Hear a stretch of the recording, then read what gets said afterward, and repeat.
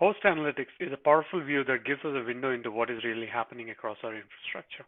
What kind of malicious or benign files executing across your environment, and what kind of malicious activities are they actually doing?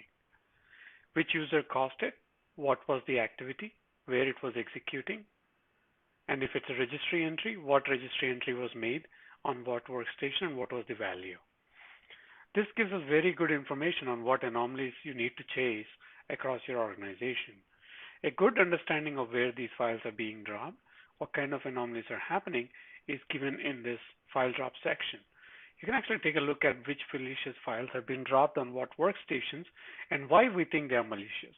A batch file being dropped in a temporary location obviously stands out, right?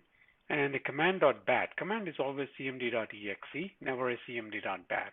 These are all the malicious or anomalies that we have picked up which potentially could be malicious.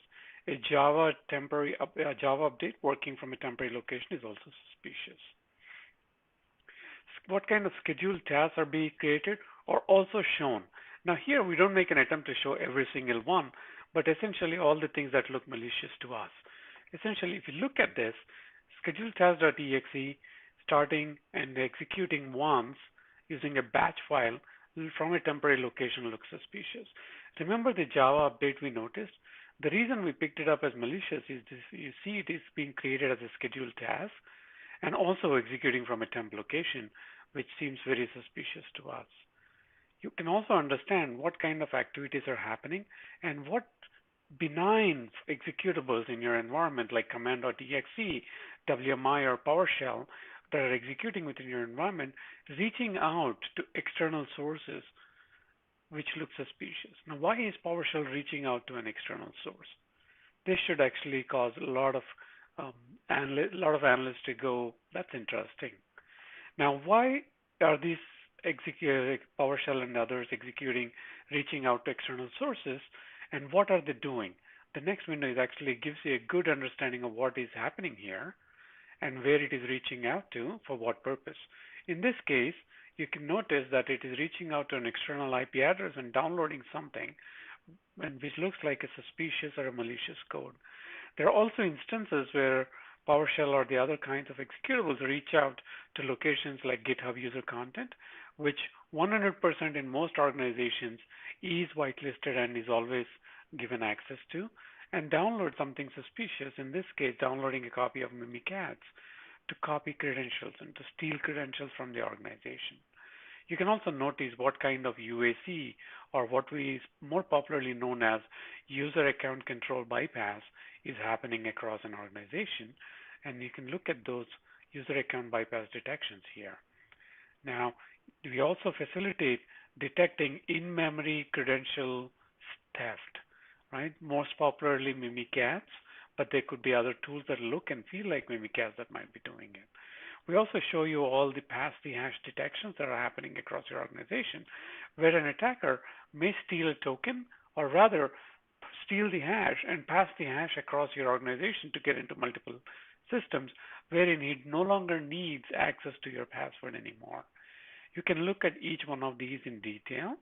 If you choose, gives you a complete event, including the raw event, which you can actually analyze. This is very helpful for the analyst. You can also look at lateral movements happening across the organization. In this case, we see one particular workstation reaching out to multiple systems on multiple file shares, which are probably hidden. That looks suspicious, which looks like lateral movement to me.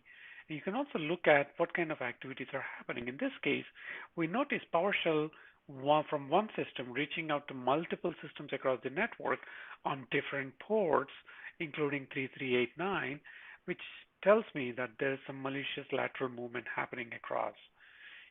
Blue Sapphire also detects a lot of persistence mechanisms, and all of those are laid out to you.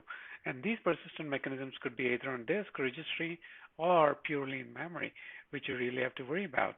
Blue Sapphire detects all of those, lays it out, so you can easily detect these persistent mechanisms and take actions on these.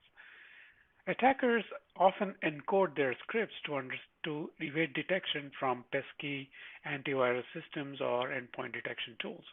Blue Sapphire effectively detects these encoded executions and alerts analysts whenever this is happening across your environment.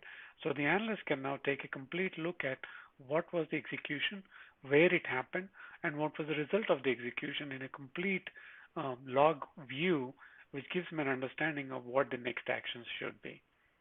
We can also show you what are the parent-child relationships. So if a command.exe is executing something else, like a PowerShell, that is suspicious. If a command.exe in this case is executing a batch file, which in effect is adding a registry key, absolutely suspicious, right? Things like that, which actually are suspicious happening across your organization, which previously the analysts had no clue about. Blue Sapphire brings them up to the surface.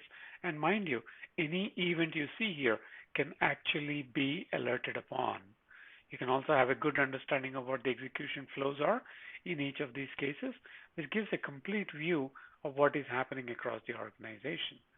In this way, we have seen that host analytics is very, very useful for analysts to understand what malicious activities and what suspicious activities are happening across their organizations, which can immediately be acted upon by Blue Sapphire agentless response model, thereby effectively stopping the attack on its track.